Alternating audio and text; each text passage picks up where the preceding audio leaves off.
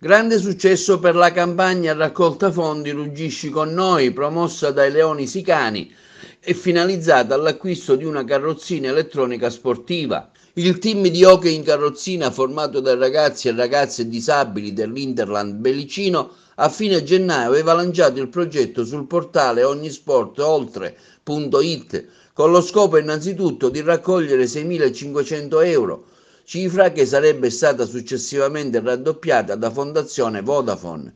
L'operazione è riuscita in meno di 60 giorni, è aggiunto un extra budget di 1.500 euro per un totale di 14.500 euro di fondi raccolti.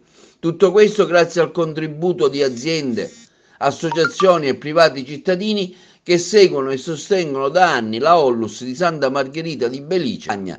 A raccogliere l'appello lanciato da Leoni Sicani è stata anche la Caritas diocesana di Agrigento, che grazie ai fondi dell'8 per 1000 è riuscita a sostenere il progetto in maniera decisiva con una donazione di euro 2.500.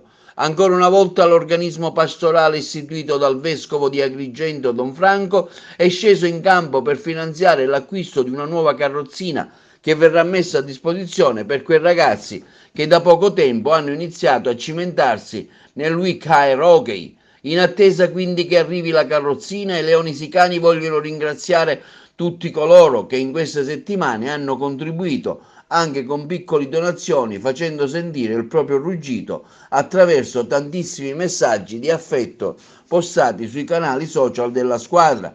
Il popolo siciliano e non solo, come al solito, ha risposto presente per una causa di grande valore sportivo e sociale.